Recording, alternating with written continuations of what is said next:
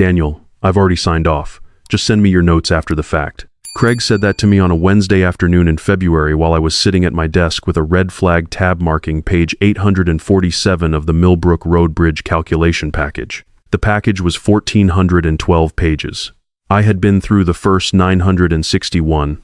I had flagged 3 items in the preliminary section that required additional documentation from the design team before I could clear them. He had approved the design package that morning, without waiting for my completion of the review, without asking.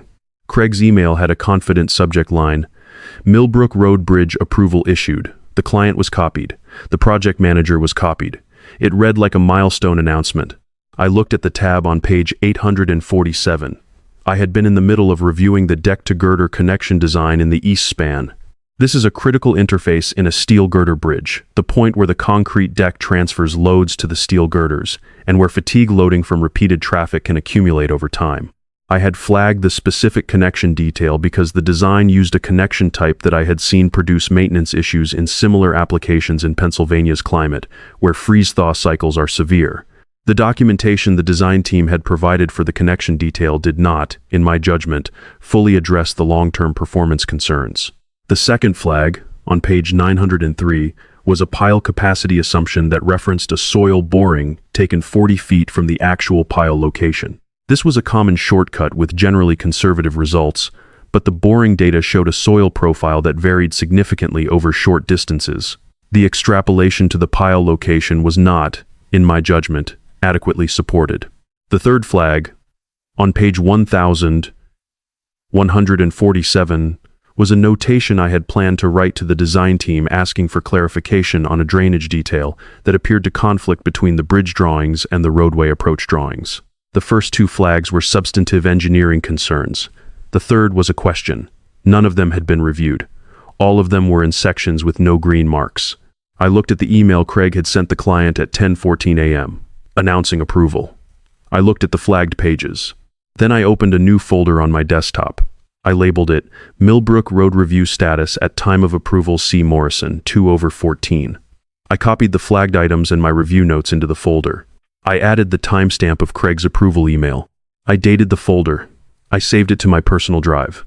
I want to tell you why I did this quickly and without deliberation, because the speed of it might suggest something I want to correct. I did not spend time deciding whether to document the situation. The documentation happened at the speed of reflex, the speed of a practice that has been in place for 25 years. When something unusual happens in a review, I document it. When a flag is unresolved at approval, I document it. The documentation is not strategic. It is the same thing as the green pencil marks. Consistent, small, always present. I was not angry when I made the folder. I was not planning anything beyond recording what had occurred. The folder took 4 minutes to create. For the rest of the afternoon, I continued reviewing a different project, making green marks, doing the work. The work was the right thing to focus on. That evening, I called my wife. We talked about the kids and a plumbing problem at the house, and a documentary one of us had been meaning to watch. I did not tell her about Craig's email or the folder. There was nothing to tell yet. There was only a folder, labeled, dated, saved. Then I went back to work. I want to tell you about the 14 months between February and the state inspection, because those months are not simply waiting. During that period, I reviewed calculation packages. I completed each one page by page, from the first page to the last. I made green marks. I flagged items. I sent questions to design teams. I received answers. I cleared pages when the answers were satisfactory. I returned packages for revision when they were not. I attended the required meetings and none of the voluntary ones. I answered phones during business hours and not outside of them. I also added to the Millbrook folder whenever something relevant occurred. Craig's response to my formal objection, the meeting notes from the February discussion, each subsequent package approval I observed before completion of my review, each formal question I sent that was answered with Craig's approval email instead of with documentation. By September, the folder had 41 documents spanning 9 months. I did not tell Robert about the folder's growth. I kept it on my personal drive and updated it when there was something to add. It was not strategic, it was consistent practice. 14 months later, a State Department of Transportation inspector conducting a routine condition assessment of the Millbrook Road Bridge found a structural concern in the deck-to-girder connection detail. The concern was in the exact section I had flagged as requiring additional documentation. The state opened an investigation into the firm's review and approval processes. The folder was one of the first things the investigator asked for. Here is what happened in between. My name is Daniel Osei. I'm 44 years old. I have been a licensed professional engineer in Pennsylvania since 2003, specializing in bridge and transportation infrastructure. I completed my doctorate at Carnegie Mellon in 1999, structural engineering, focus on long-span bridge dynamics, and have been with Sterling Bridge Consultants in Pittsburgh since 2005. I am currently the firm's principal engineer. I want to tell you what a structural review process is before I tell you what happens when someone decides it's too slow. When a design firm produces drawings and calculations for a bridge, those documents go through several stages of review. The first is an internal technical review engineers checking each other's calculations, verifying assumptions, confirming that the analysis methods are appropriate for the specific conditions. The second is a senior or principal review, which is what I do. I examine the entire calculation package, not just for errors, but for adequacy. Are the assumptions conservative enough? Does the analysis capture all the relevant failure modes? Are there details that appear to work on paper but present construction or maintenance challenges that would compromise long-term performance? The questions I am asking, as I read, are not primarily mathematical. The math is checked in the internal review. What I am doing is something harder to describe. I am running the completed design against 18 years of knowing what bridges look like when they age, when they're loaded beyond expectations. When the construction deviates from the drawings in the specific ways construction always deviates. I am asking whether this particular bridge, in this particular location, with these particular site conditions, will still be adequate in 30 years. Most of the time the answer is yes, with minor corrections. Occasionally the answer involves substantive changes. Rarely the answer involves significant redesign. On 2 occasions in my career, the answer was that the design approach was wrong, and we needed to start over. Those 2 occasions added months to project schedules and significant cost. They also prevented 2 bridges from being built that would not have met the loading requirements they would eventually carry. A large bridge calculation package runs between 800 and 2,000 pages depending on complexity. I read all of it. This is not bureaucracy. I want to be precise about this, because the story I'm about to tell you turns significantly on a person who mistook it for bureaucracy. A bridge is a public structure. It carries cars and trucks and buses and emergency vehicles and sometimes school buses full of children. When a bridge fails, people die. The record of bridge failures in the United States available publicly through FHWA data shows a consistent pattern.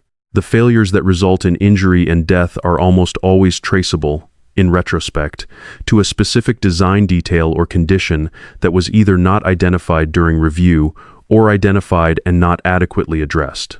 I have been reviewing bridge calculations for 18 years. I have identified and corrected, between the first review and the final approval, several hundred items ranging from minor to significant. I have never stamped a drawing I had not reviewed completely. When I sign and seal a set of bridge calculations, my professional license is my assertion that I have done the review and that the design, to the best of my professional judgment, is adequate. My professional license is not a rubber stamp. It is the product of 18 years of training, experience, and judgment. It exists because the public has a right to rely on the claim it makes. I am telling you all of this because I need you to understand what Craig Morrison was doing when he approved the Millbrook Road Bridge calculation package while I was still on page 961 of 1,412. I want to tell you about the green pencil before I go further, because it appears several more times in this story. When I completed my doctorate at Carnegie Mellon, my advisor, Dr. Miriam Adeyemi, who had been practicing structural engineering for 30 years before she joined the faculty, gave me a Pentel Graph Gear 1000 mechanical pencil. Silver body, green grip section, she had written on a note card attached. For the work that matters and never gets seen. She was not being sentimental. She was being technical. The work she was referring to was review work, the work that happens after design and before approval, the work that doesn't produce drawings or models or client presentations, The work that consists of reading other people's calculations very carefully and making small marks and occasionally catching things that would otherwise not be caught until they became expensive or dangerous. It is work that is completely invisible when it functions correctly and only becomes visible when something goes wrong downstream and someone asks whether it was done. She had spent 30 years doing that work. She wanted me to understand, at the beginning of my career, that the invisibility was a feature, not a bug. If the review caught everything that needed catching, nothing would go wrong. Nothing going wrong was the ideal outcome. Nothing going wrong meant nobody talked about the review. This was exactly as it should be. I have been using the pencil or its replacement, I am on my fourth, for 25 years.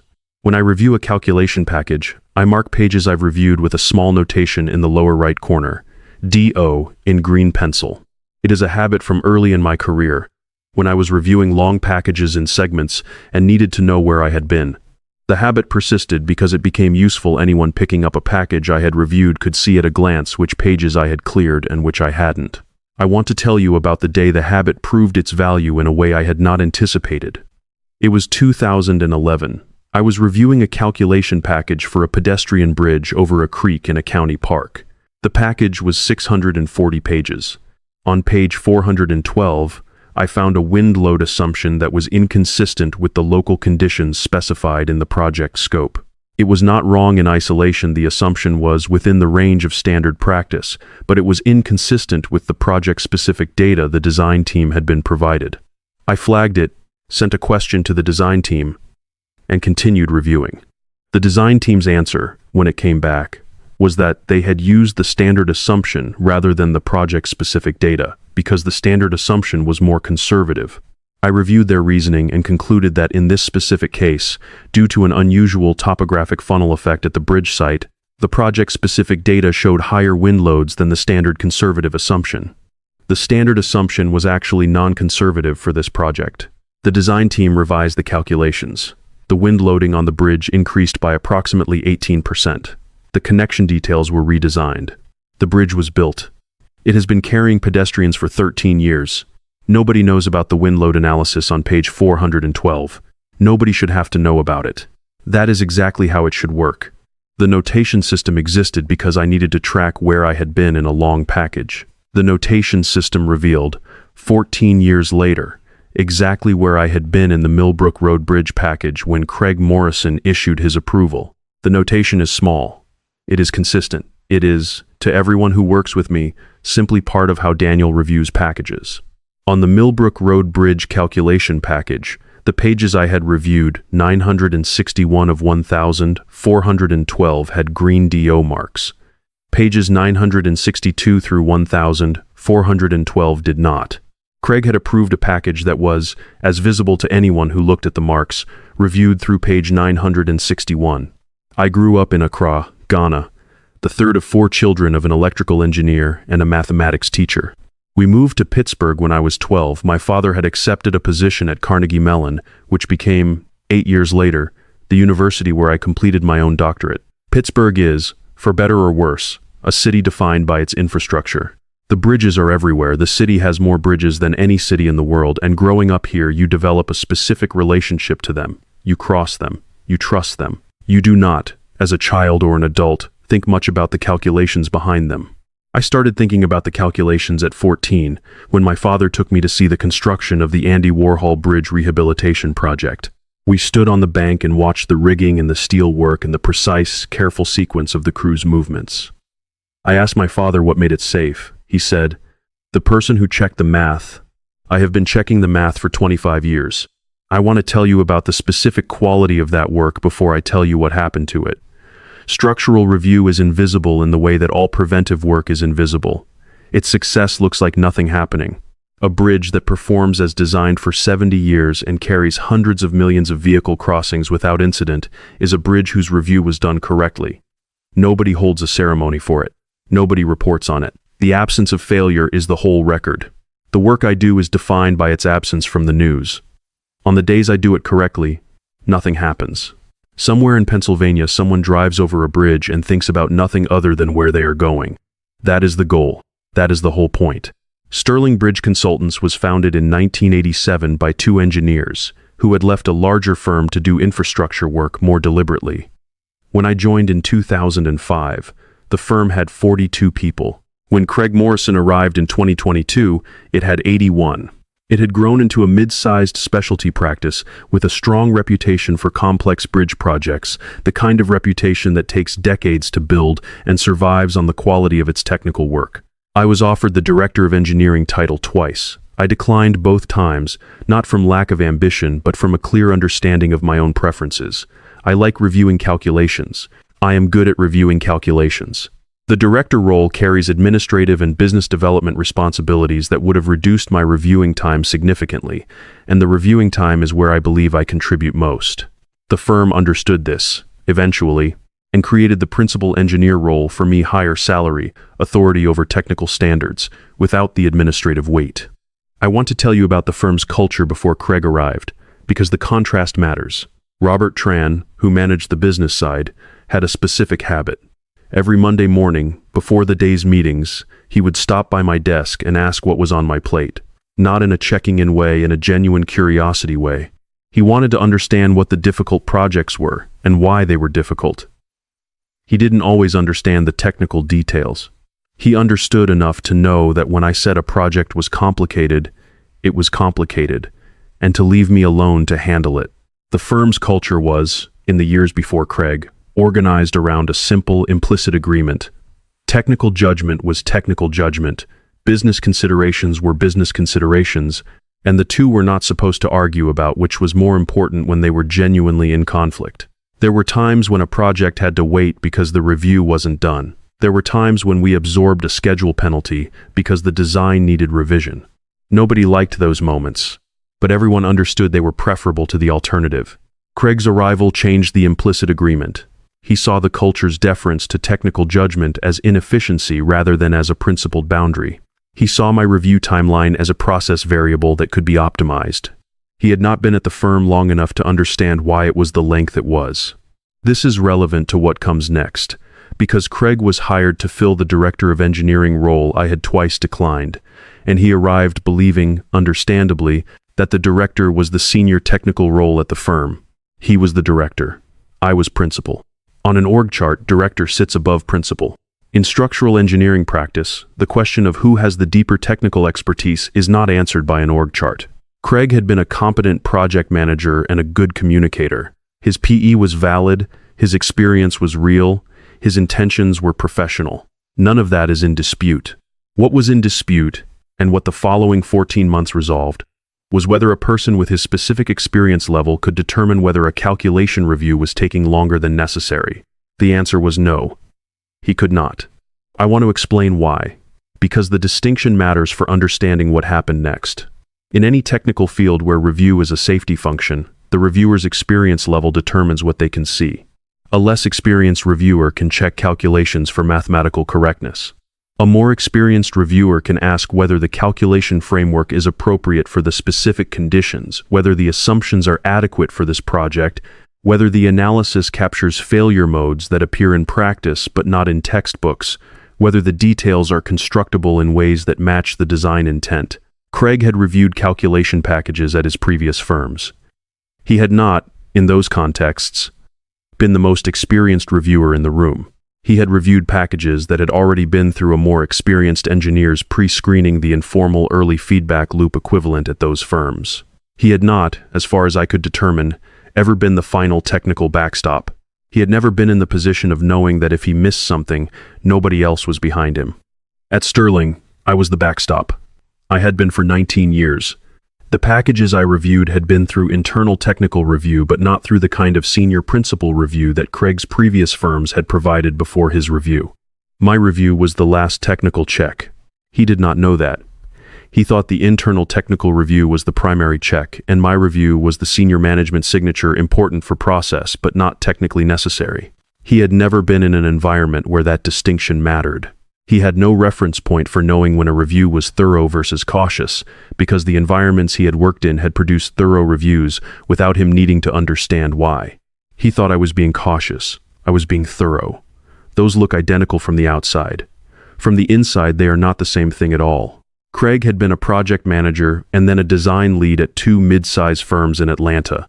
His work was competent. His PE was in good standing. He had never, as far as I could determine from our conversations, reviewed a calculation package of the kind Sterling produced. He had managed the production of them. He had relied on senior reviewers at his previous firms to catch what needed catching. He arrived in August. By October, he had identified what he called efficiency opportunities in the review process. He presented these opportunities at a technical staff meeting with a slide deck. The central idea was that our review timeline was non-competitive. Other firms, he said, were completing reviews more quickly.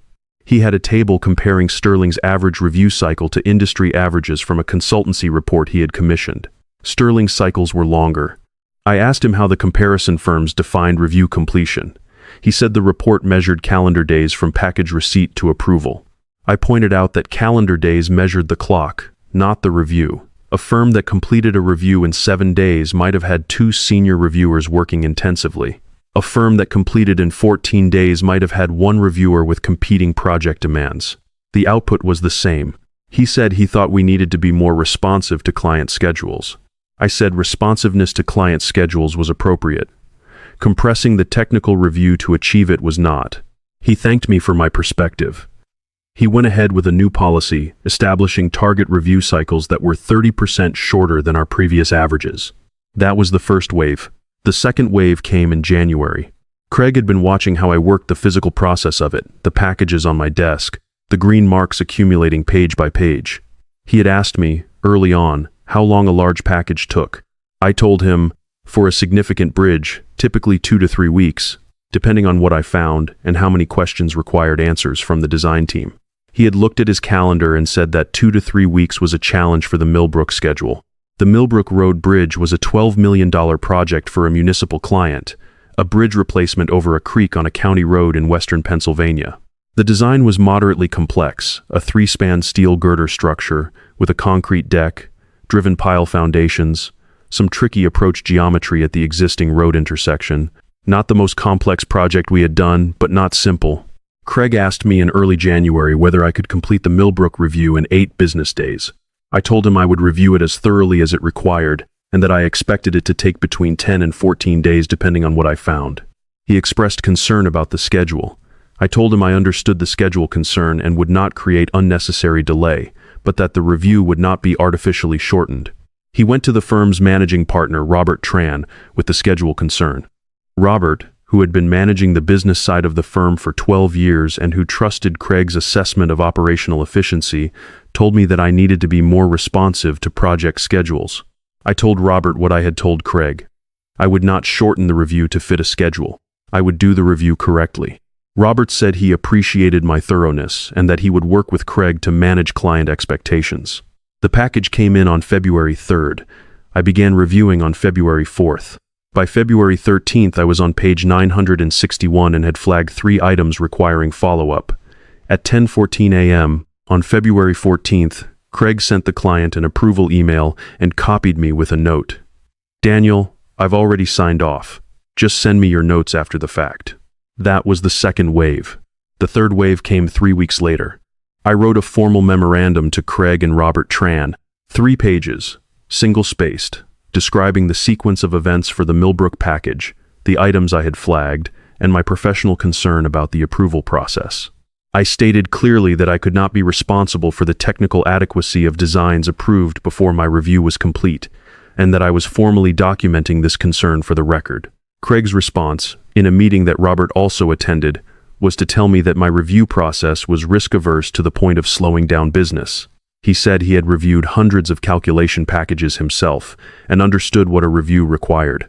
He said the firm needed to operate competitively and that if I was unwilling to adapt to the new process, the firm would need to reconsider how my role was structured. Robert sat quietly during this meeting. He said, when Craig finished, that he hoped we could find a constructive path forward. I thanked them both for their time. I returned to my desk. I added the meeting notes and Craig's response to my folder.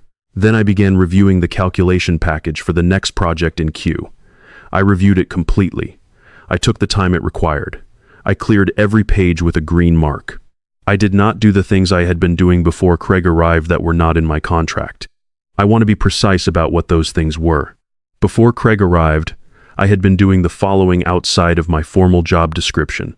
I had been conducting informal pre-reviews. When the design team was working on a project, I would periodically look at draft sections and identify potential issues early before the formal package was assembled so the team could address them without having to revise the full drawing set. This was faster overall and produced better outcomes. It was not something I was required to do.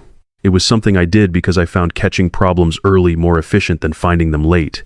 I had been providing technical guidance to junior engineers on calculation methodology, not formal mentoring in formal conversations, questions answered, mistakes identified before they reached the formal review stage.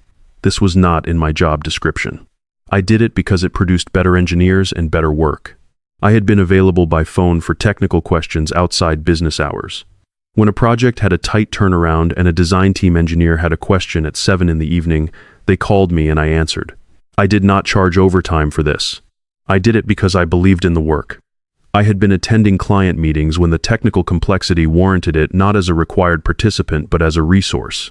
My presence at those meetings had, on several occasions, prevented misunderstandings that would have created expensive redesign work. None of these things were in my employment contract. All of them were things the firm had come to depend on without explicitly acknowledging that they depended on them. After the February meeting with Craig and Robert, I stopped doing all of them. I arrived at my desk at 8:30 each morning. I opened my active review packages.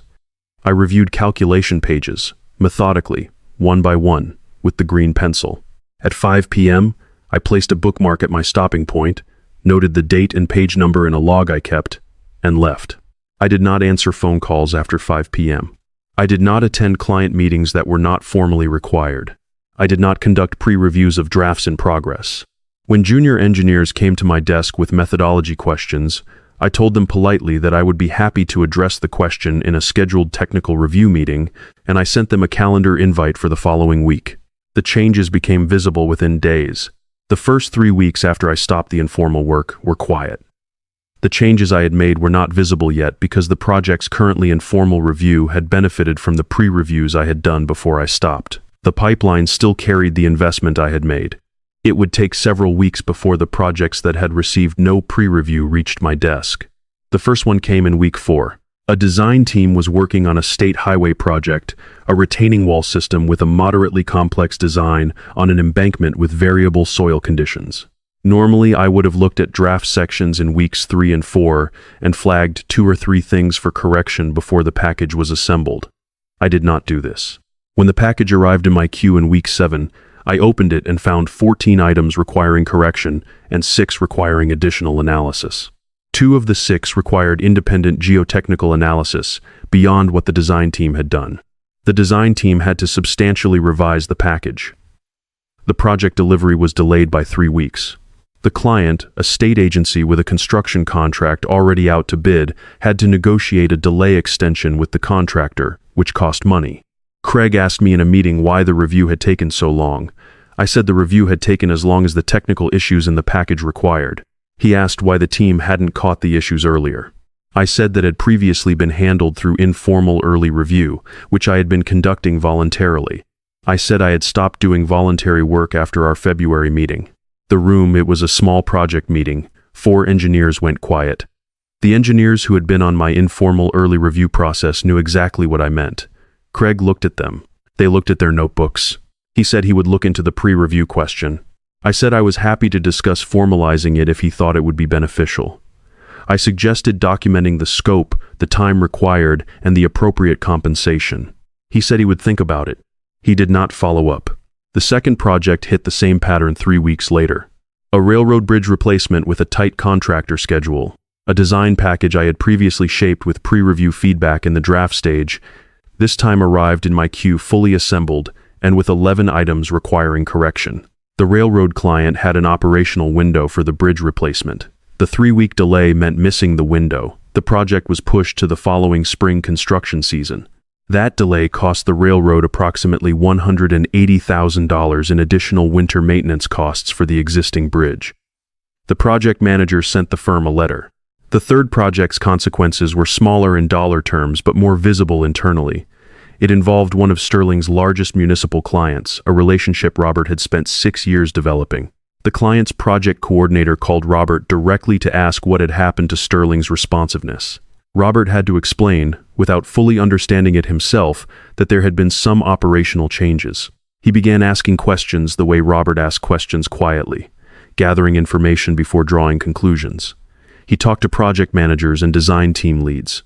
What he heard from Sarah Callahan, one of the firm's senior design engineers who had been at Sterling for 9 years, was the clearest account. Sarah told him the design quality had not declined. She told him the early feedback loop had disappeared and described exactly what it was. Informal check-ins with Daniel during the draft phase, early flags that prevented late revisions, questions answered at the whiteboard before they became problems in the assembled package. She said she had been receiving this feedback for 9 years. She said she had assumed it was part of my job until she noticed, in the months after February, that it was gone. She said, "Daniel doesn't do anything that isn't his. He stopped doing something. The question is why." Robert came to my desk after that conversation.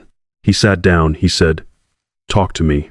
I gave him the 2-page memo I had prepared 2 weeks earlier, explaining the pre-review process, its scope, its value, why it existed, and why I had stopped it. He read it at my desk. He read the second page twice. He said, "Daniel, can we talk about what's going on?" I said I thought we were talking about it. He said he meant more broadly. I said, "Robert, the pre-review process was work I was doing voluntarily, outside my contract, because I believed in the firm's technical standards and because it produced better outcomes. After February, I no longer believed the firm's technical standards were protected by the approval process. I don't think it's appropriate to provide voluntary services to support a process that I've formally objected to." He was quiet for a long moment. He said, "I should have handled the February situation differently." I said I appreciated that. He said, "What do you need to feel comfortable going back to the way things were?" I said I needed the approval process to require my documented completion of review before any package could be stamped. I said I needed that in writing. I said I needed it to apply to all projects in my review queue, regardless of schedule pressure. He said he would talk to Craig. I said, "Robert, talk to your lawyer first." He looked at me. I said, "The Millbrook package has unresolved flags in an unreviewed section. If anyone asks what documentation exists for that approval, there is a folder with my name on it. You should know that before you talk to Craig." Robert Tran was, underneath the 12 years of business management, still an engineer. He understood what I had just told him. The specific quality of stillness that came over his face was the stillness of a person doing load calculations in their head and not liking the numbers. He said, "How serious are the flags?" I said I didn't know. I said I hadn't reviewed that section. He said, "What do you think it might be?" I said, "That's why the review existed." 7 months after the Millbrook Road Bridge approval, the Pennsylvania Department of Transportation initiated a routine condition assessment of bridges in the county as part of a federally mandated inspection cycle. The Millbrook Road Bridge was 14 months old, newly constructed, not yet open for heavy commercial traffic. The inspector conducting the assessment was a senior DOT engineer named Patricia Wells, who had been doing bridge inspections for 22 years. She found, in the deck-to-girder connection detail on the east span, a condition that concerned her. She documented it with photographs and measurements. She flagged it for further analysis by a structural consultant. She also, while reviewing the project file, noticed something in the calculation package. I want to tell you what Patricia Wells saw, because the specificity of it matters. She was an experienced inspector. She had reviewed project files for 22 years. She had a practiced eye for what was normal and what was not, the way experienced mechanics notice when an engine note is slightly off before they can name what's wrong. Looking at the calculation package, she noticed that some pages had small green notations in the lower right corner, and some did not. The notations were not random. They stopped at a specific page and didn't appear again. In her 22 years, she had reviewed a lot of calculation packages. She had never seen a notation system like this. It didn't look like a quality control stamp. It didn't look like a reviewer's tracking mark. It looked like something somebody did consistently, personally, over a long period of time. She noted it in her inspection report. She flagged it as a question for the firm. She called the firm to ask about it. The call went to Craig, who told Patricia that the calculation package had been fully reviewed and approved, and that the firm stood behind its technical work. Patricia asked who had completed the structural review. Craig said the review was completed by the firm's director of engineering. Patricia asked about the notation system in the package, the green marks on some pages but not others. There was a pause.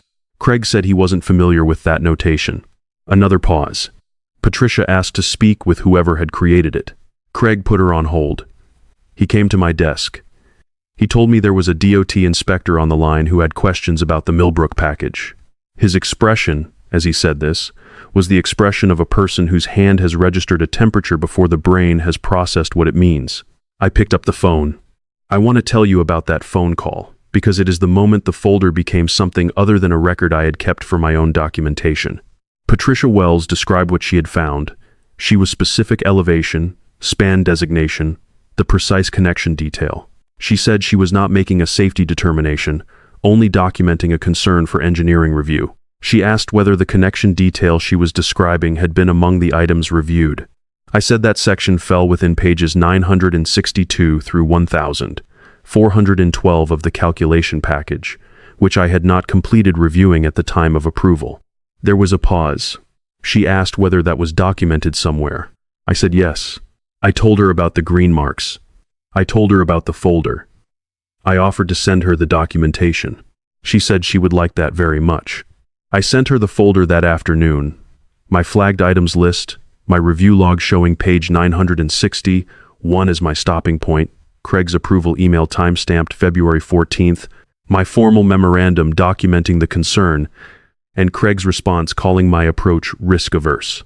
Patricia Wells contacted the Pennsylvania State Registration Board for Professional Engineers 2 days later. The board opened a formal investigation. I want to tell you what I understood in the period between my phone call with Patricia and the board's opening of the investigation, because I think it's important to be honest about what I knew I was doing. I knew the documentation I sent to Patricia Wells would trigger an investigation. I knew an investigation would reach Craig's decision to approve without completing the review. I knew the investigation would find, as it would, that the items I had flagged fell precisely in the unreviewed section. I knew this because I had been methodical, for 8 months, about keeping exactly that record. I did not go looking for the state inspection. I did not contact Patricia Wells or the DOT or the board. I reviewed calculation packages, made green marks, kept a folder. The inspection was DOT's routine process. Patricia's question was Patricia's professional judgment.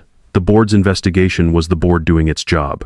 What I had done was make sure that when the system eventually did its work, the record would be there to speak for itself.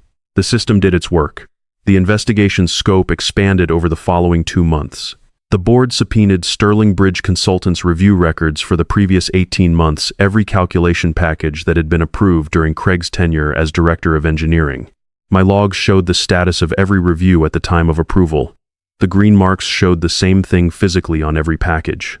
Every calculation package I had reviewed during Craig's tenure sat in the firm's project files with a green DO on every page I had cleared, and no notation on every page I hadn't. It was, as Patricia Wells said to me later in a brief phone call after the investigation concluded, the most useful documentation she had seen in 22 years of bridge inspections. Not because it was elaborate, because it was consistent, because it was the same thing, done the same way, every time, for 25 years, without variation. The board's investigators went through every package. Of the 27 packages approved during Craig's tenure as director, 8 had been approved before I completed the review. Of those 8, 7 had active flags, items I had identified as requiring follow-up before the approval was issued in sections that had not yet received their green marks. The board's consulting engineers reviewed all 14 packages, the 8 incomplete reviews, and 6 additional packages that the investigators flagged for other reasons, and found 3 that they classified as requiring immediate follow-up on constructed projects. Millbrook Road was one of the 3. A railroad underpass in Westmoreland County was the second. A retaining wall system on a state route south of Pittsburgh was the third. The retaining wall required no physical remediation. The consulting engineers determined that the design, while not fully reviewed per the firm's internal process, was adequate as constructed. The railroad underpass required physical inspection, but no remediation. Millbrook required design modification to the connection detail. None of them failed. I want to be clear about that. No bridge collapsed. No one was hurt. The state's intervention prevented the situation that would have made those things possible. That is what regulatory oversight exists to do. and it did it. I have been asked whether I am certain that the incomplete reviews caused the issues that were found. The honest answer is no. I am not certain. The issues might have existed in a fully reviewed package. Review does not guarantee perfection. What review guarantees is that the design has been examined by someone with the experience to find what can be found, and that the finding has been formally documented. The design sections I flagged in the Millbrook package were not reviewed. The state inspector found a concern in those sections. Whether my additional review would have found the specific concern Patricia found, I cannot say. I can say the review did not happen, and the concern was there. That is the specific gap that existed. That is what the board addressed. I testified before the Pennsylvania State Registration Board for Professional Engineers on a Thursday morning in September, 13 months after the Millbrook approval. I want to tell you what I knew going into that hearing, because it shaped how I conducted myself. I knew that Craig's attorney would argue that Craig had relied on my review in progress at the time of approval, that the approval was not a bypass of the review but an administrative action taken in anticipation of the review's completion. This was technically possible to argue. It was not accurate, because my formal objection in February had specifically documented my concern about approvals issued before review completion, and Craig had responded in writing. But it was defensible as an argument, and I knew they would make it.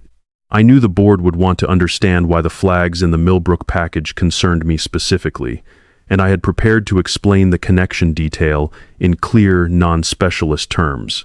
I had also prepared a brief summary of the bridge failure database data showing the correlation between review shortfalls and structural issues, not to inflame to provide context.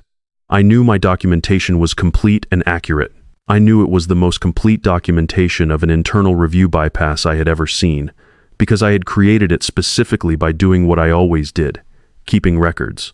The hearing room was a conference room on the 4th floor of a state office building in Harrisburg. 6 board members. A board attorney.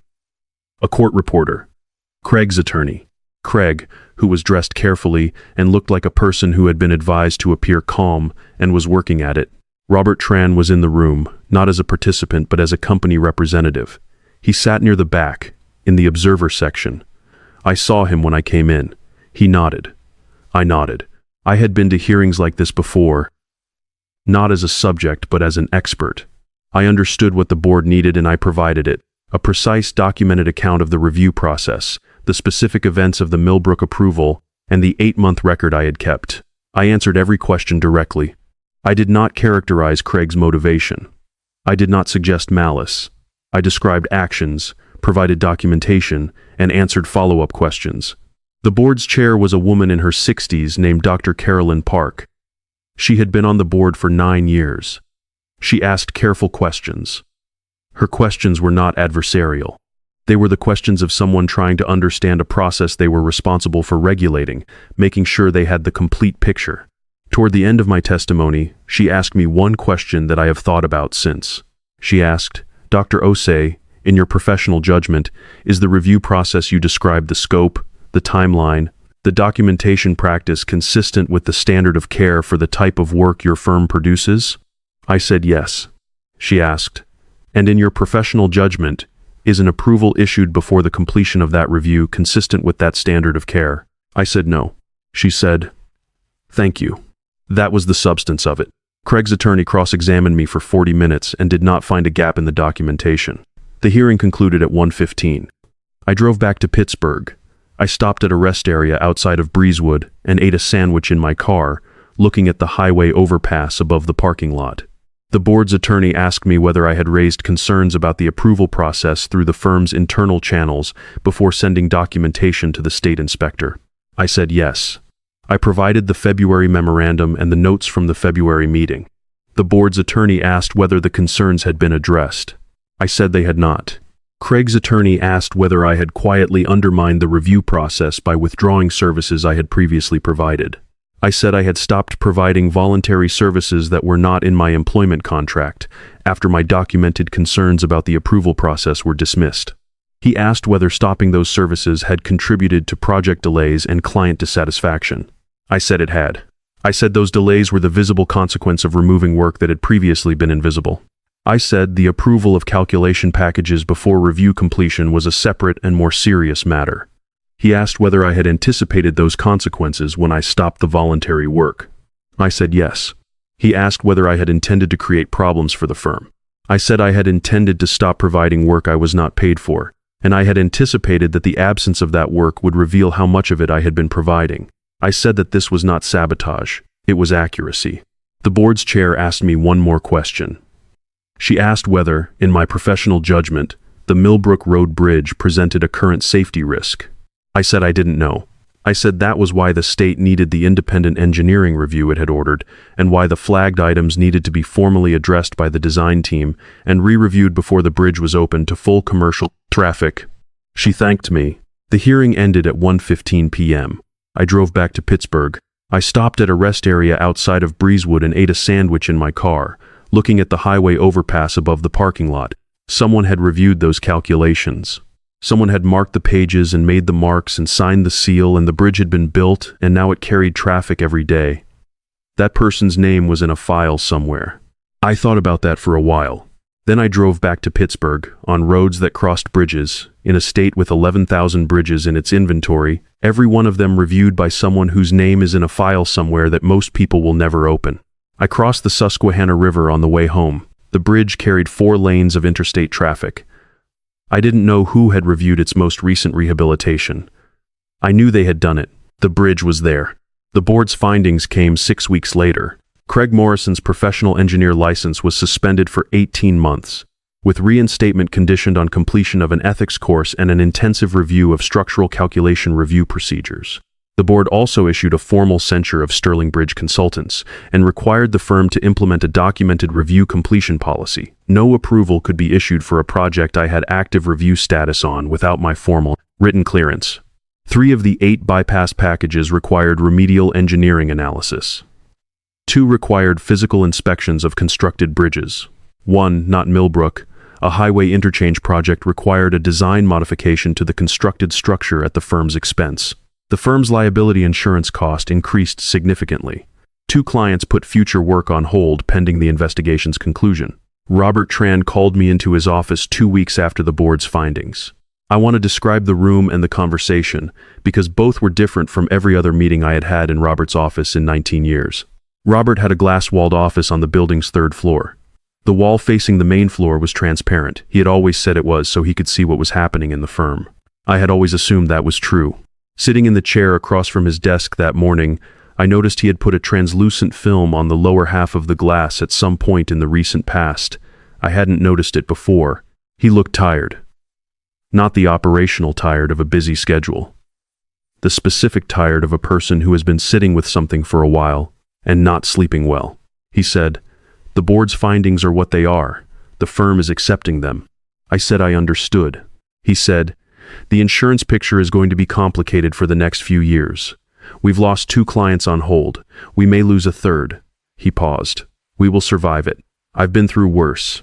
But the firm is going to look different on the other side." I said I was sorry the situation had reached this point. He looked at me for a moment. He seemed to be deciding something. He said, "I want to offer you a partnership." He described the terms: equity stake in the firm, board seat, authority over technical standards formalized in the partnership agreement, a clause that gave my written clearance explicit authority over project approvals in my review queue, not subject to override by administrative decision. The compensation was substantially higher than my current salary. He said, "The review process is not a bottleneck. I understand that now. I should have understood it before Craig arrived." I said I appreciated the acknowledgement. He said, "I failed you in February. I failed the firm. I trusted the wrong person's characterization of a process he didn't understand well enough to characterize." He was quiet for a moment. "The board was right. The finding is accurate. I own that." He said it simply, without performance, in the specific way that a person says something when they mean it and know it is insufficient. I said I would think about the partnership offer. I took 2 weeks. I thought about what partnership meant practically, the additional administrative involvement, the equity stake, the board seat. I thought about what the alternative was, leaving, which I had been considering for months and which would not be difficult given my standing in the field. I accepted the partnership, not because of the equity, though the equity was fair, because of the authority. because of the documented policy that required my written clearance before approval, because the review process would, from that point forward, have the institutional protection it should have had all along. I told Robert yes on a Tuesday morning. He shook my hand. I went back to my desk. I opened the calculation package for the next project in queue. Page 1. Let me tell you what happened to Craig, because it would be incomplete to end without it. Craig's license suspension ran for 18 months. He completed the required courses. His license was reinstated. He took a position at a smaller firm in Ohio project management, not technical leadership, a role that was appropriate for his actual experience level. I heard about this through the professional network in a way that was not intended as news. Someone mentioned it in passing. The way professional news circulates in a specialized field. I did not feel satisfaction about this. Exactly. What I felt was something closer to the specific piece of a system correcting itself. Craig had been placed in a role he wasn't suited for. The placement had produced consequences. The system had processed the consequences and produced an outcome. He would be a better engineer after 18 months of understanding precisely what he had gotten wrong than he had been as director of engineering at Sterling. Or he wouldn't be. That was not something I could control. I want to say something about the folder, because the folder is the thing people ask about most when I tell this story. People tend to assume the folder was a plan that from the moment Craig approved Millbrook without me, I had orchestrated a sequence of events designed to produce a specific outcome. That is not accurate. I made the folder because documentation is what I do. Every review I conduct is documented. Every flagged item is documented. I created the Millbrook folder the same way I would have created a folder for any calculation package with unresolved items, because the items were unresolved and because records exist to be used. What I did differently from the Millbrook moment forward was to stop absorbing the consequences of Craig's decisions into my own work. I stopped pre-reviewing. I stopped being available after hours. I stopped attending meetings that weren't required. These are all things I stopped doing because they were voluntary, and the voluntariness had been taken for granted in a way that I was no longer willing to accept. What I did not stop was reviewing calculation packages completely, carefully, with the green pencil, page by page. That was not voluntary. That was the work. That was the whole point. I want to tell you about the green pencil, and specifically about the day Patricia Wells asked me about the green marks. Dr. Adeyemi, who gave me the first pencil in 1999, died in 2018. She was 74. I went to her memorial service at Carnegie Mellon. Several of her former students were there. We talked about what we remembered from her courses, what she had insisted on, what had stayed with us. The thing everyone mentioned was that she treated the review process as a moral practice, not a technical one. She used to say, "You are putting your name on a piece of infrastructure that will outlast you by 100 years. The name means something. Make sure it means the thing you intend." I thought about that on the phone with Patricia Wells, describing the green marks and the folder and the unreviewed section. I thought about it at the board hearing, answering questions about what I had done and why. I have thought about it every day since. The Millbrook Road Bridge was reopened to full commercial traffic 14 months after the inspection flag, following the design modification and the independent engineering review that the state required. The deck-to-girder connection detail was addressed. The bridge is carrying traffic now. My name is on the calculation packages I reviewed, pages 1 through 961, green marks. The pages after 961 have someone else's marks, the review I completed when the firm brought me back in after the investigation to close out the package properly. Different date. Same green pencil. Same DO in the corner. The record is accurate. That is what needed to be true. Now it is. I want to say something before I finish, and I want to say it to the specific person who this story is actually for, not the person who finds it interesting, not the person who enjoyed the outcome, but the person who is sitting at a desk right now doing work that nobody can see, holding together systems that nobody acknowledges, answering questions at midnight that nobody thanks them for. The invisible work is real. The invisible work matters. The fact that nobody is watching it does not change what it is or what it costs or what happens when it stops. But the invisible work being real does not mean you are obligated to do it without limit, without acknowledgement, without compensation, without protection. I want to be precise about the distinction because I think it gets lost. There is a difference between work that is invisible because nobody has thought to look for it and work that is invisible because the system has been designed to not see it. In the first case, nobody has looked. The solution is communication. You explain what the work is. You document it. You have the conversation that makes the invisible visible. This is uncomfortable if you are a person who has spent years believing that good work speaks for itself without requiring a spokesman. It is uncomfortable for me. I have had to learn, over the course of this situation, that speaks for itself is not a communication strategy.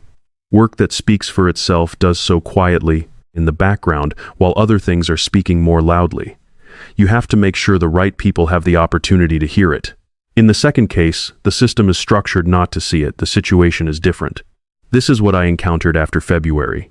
A system that had been explicitly told that the review process was risk-averse bureaucracy, that the director's efficiency judgment superseded the principal's technical judgment, and that the appropriate response to a formal professional objection was to tell the person objecting that they needed to adapt. In that situation, making the invisible work visible through communication doesn't work. The communication has already happened. It was dismissed. What you do in the second case is what I did. You stop providing the voluntary component, so the mandatory component is the only thing you're doing. And you wait for the mandatory component alone to demonstrate what the voluntary component was compensating for. This requires patience. It also requires accepting that the consequences of removing the voluntary work will be visible and will be, for a period, attributed to you rather than to the decision that made you stop. I expected Craig to blame the project delays on my inflexibility. He did. I expected it to take time for the actual cause to become clear. It did. What I had not fully anticipated was Sarah Callahan's clarity in describing what had disappeared and why. That clarity shortened the timeline considerably. I was doing the first kind of invisible work for years before Craig arrived, and nobody was hiding it on purpose. Robert simply didn't know the scope of what I was providing voluntarily because I hadn't told him. If I had told him, he would have addressed it. That was my failure, not the firm's. I do not say this to be hard on myself. I say it because the lesson is specific. The work was never invisible to me. I knew exactly what I was doing. The invisibility existed in Robert's understanding of the firm's operations, and the solution to that invisibility was available to me the whole time through a conversation I chose not to have. Have the conversation, make the work visible. Don't wait for Craig to arrive. Craig's arrival changed that. His dismissal of my formal objection turned a visibility problem into a structural one. The informal work I had been doing in good faith became, after February, work I would have been doing to support a process that disregarded my professional judgment. That is a different thing. That is the kind of invisible work that you are not obligated to continue. There is a version of this story where I kept doing the pre-reviews and the after-hours calls and the voluntary client meetings, where I kept absorbing the consequences of Craig's decisions into my own effort, where I enabled the situation to continue by making it too costly to acknowledge. That version does not end at the board hearing. It ends with Craig Morrison staying in the director role for 3 or 4 more years, and me eventually leaving the firm in frustration or anger, and the next engineer filling my seat not knowing what I had been quietly holding together, and eventually something failing in a way that couldn't be quietly absorbed. I am not certain that version is wrong. I am not certain my version is right. I am offering both honestly because I think the choice between them is real and it is not simple, and I don't want to pretend I handled everything perfectly. What I did do was keep records. I documented the flagged items. I labeled the folder. I logged the review status on every package. I did this not as a strategy but as professional practice, the same practice that produced the DO. Remarks on every page for 25 years.